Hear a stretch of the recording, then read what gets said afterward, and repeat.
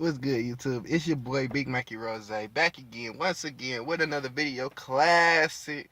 And today, people, today, it is the 4th of July, 15 days for your man's birthday. Your man's birthday is July 19th.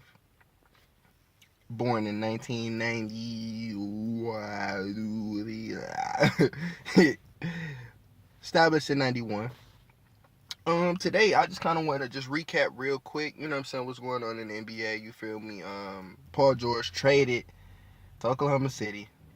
Chris Paul traded to Houston Rockets. Blake Griffin remaining a Los Angeles Clipper. Drew Holiday signing a $100 million contract extension. Kyle Lowry signed a 3-year deal, $100 million. Now, those Jimmy Butler also traded. Where's Gordon Hayward going? So I'm gonna make this video real short and sweet because I told you about the Warriors all year. So let me tell y'all something else, okay? So Paul George and Russell Westbrook, I think it's gonna be a good duo because honestly, for me, I feel like Paul George is like your second best player on the championship level team.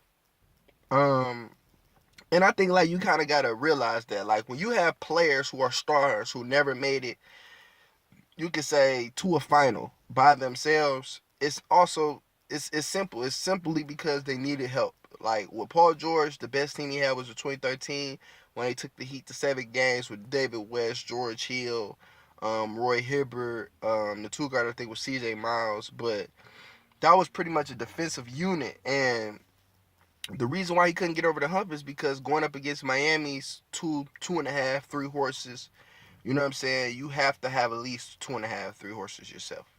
And really, I say against LeBron, you need at least 3 horses. You need 3 horses to beat LeBron. And if LeBron has an extra, you might need a fourth. You know, at least a good solid role contributor who can knock down the shots consistently, like Iguodala. You know, Iguodala was consistently great on defense and or great offensively. Hashtag Game 5 scoring 20 points and locking up LeBron James in key moments in Game 3, 4, and 5.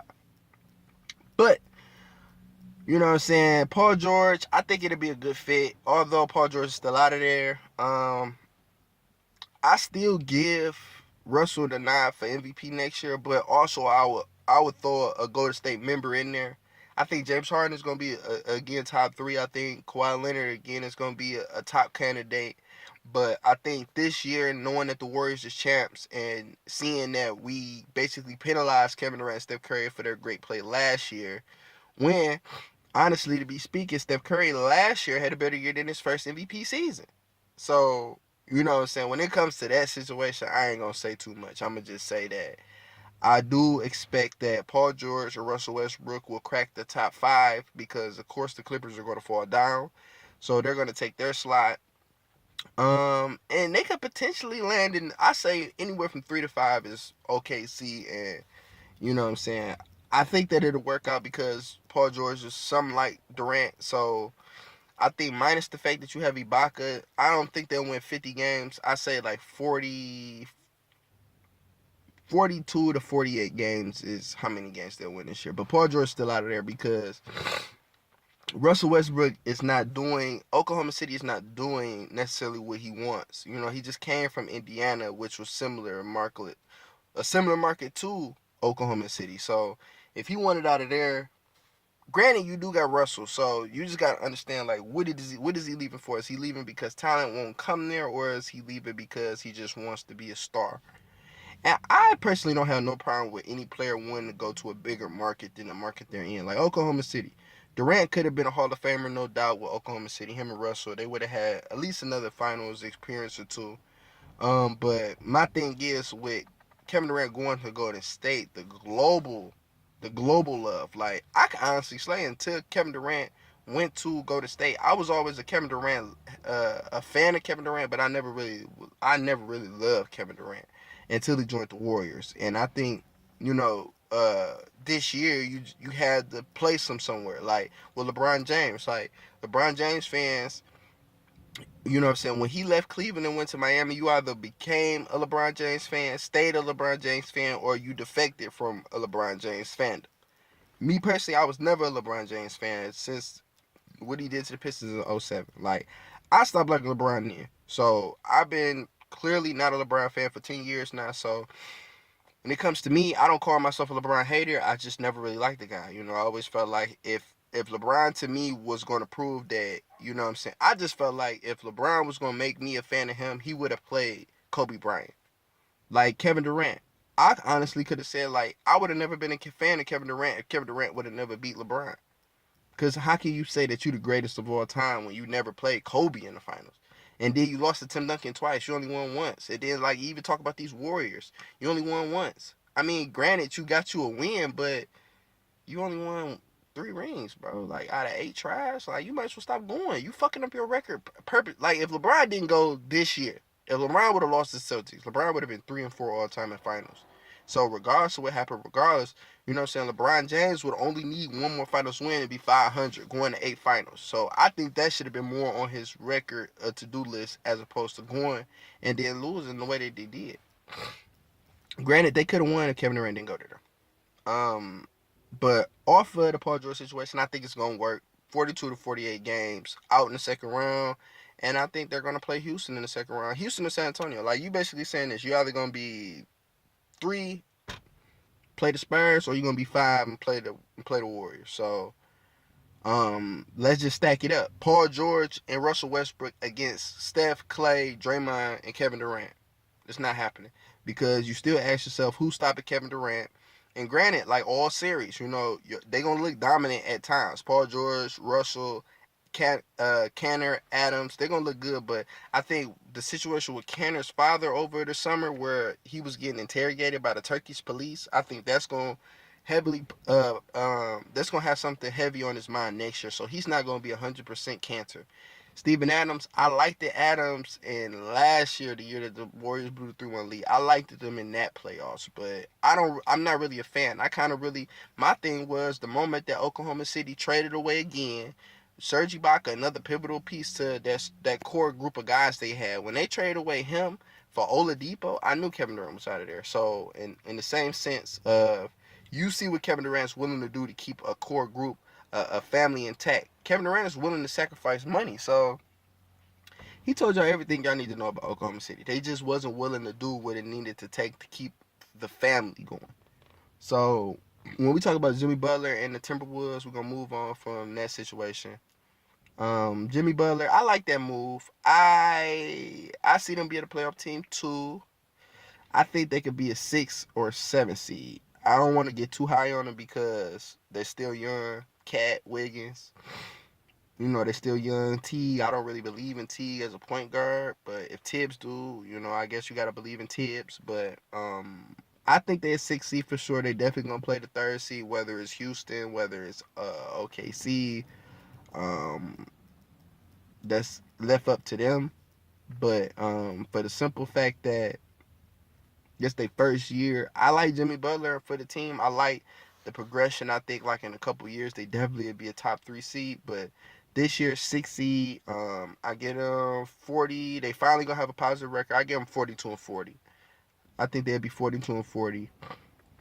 And I think they out in the first round. They out in the first round. They out in the first round because Cat and Wiggins, who is really the core unit for that team, they don't have enough player experience. And I think although they'll be ready, I think they're gonna make a lot of silly plays because they're young and immature. They gotta learn. They gotta fuck up to learn. So they out in the first round. 6. I give them a 6 seed though. CP3 to Houston. I don't see that being anything negative for Houston because Houston was playing his running gun style, and Mike D'Antoni thrives with great point guards. You made James Harden a point guard, and you have the point guard now. So I have no faith that that's not going to work. I believe that it is going to work. I think that the Houston Rockets they won 53 games last year. I give them plus 2 more wins. I say they win 55 games because Chris Paul is a 50-win player. Like, Chris Paul is like Popovich, like Tim Duncan. Like, if he could win, he would be exactly Tim Duncan, or they will call Chris Paul the best point guard of all time if he won. If he won like Tim Duncan in the same type of system, like if Chris Paul was on San Antonio going to 20 straight playoffs, winning 50 games for 20 years, You know what I'm saying? If that was Chris Paul, he is no doubt the best player as a point guard all time, especially with 5 rings, even over Magic Johnson. But Chris Paul, Steph Curry owns him, so they're gonna make it to the second round, even the conference finals. I think they even got enough to beat San Antonio this year. However, I just believe that the Warriors, like the Warriors own both situations. Kevin Durant own Russell and the Thunder, and Steph Curry own Chris Paul. James Harden is a freelancer, but I think Draymond, Clay, they can do enough to stop him. And then, like I say, Steph owns your boy. So, yeah. They on the second round, but I get them 55 wins. 55 wins, potential. I even get them potential to have the second or the third best record in the league with San Antonio. So really, I put 1 Golden State, 2 San Antonio, 3 Houston. But it can rotate depending on uh like Chris Paul on the Spurs. Like that's why I say they could potentially be the second best team, but we have to see it. I can't give them that yet. I can give them the third best because all the other teams under them, unless Gordon Hayward comes back. If Gordon Hayward comes back, they're going to take their reins and be a fifth seed. So Paul George will get a chance to go up against the Spurs. Or, you know what I'm saying, you would get CP3 against the Spurs in the first round. We're going to get that you're going to get that situation because if Gordon Hayward don't leave, which I think Gordon shouldn't leave. Like, when you compare Utah compared to Boston, compared to Miami, compared to wherever else he might think about going, Utah has a young core and Rudy Gobert and him. And basically, if you add great young pieces around them and some veterans, they'll go deep in the playoffs. Because Joe Johnson single-handedly won them the series against against the Clippers. Now, the Warriors was a different animal, and they're not going to be ready for that animal, but you got to look at age. If Gordon Hayward, you feel like in about 3-4 years when the Warriors might disband, is going to be 30 or not good enough, you probably do need to send them to Boston and get some young assets because I think Utah is in a great position with Gobert and being young. I think Gordon Hayward should move on, but I'm not really a fan of this notion. Like the same thing that happened with Jimmy Butler. Like soon as the player gets an opportunity to be the star or to lead the team on his own, y'all trade him. And they have fantastic years. Like Jimmy Butler had a fantastic year for Chicago, and if it's anyone I want to get rid of, it's everybody except Jimmy Butler. And the same thing with Utah, but not really because you could argue that Rudy Gobert is the reason for all this.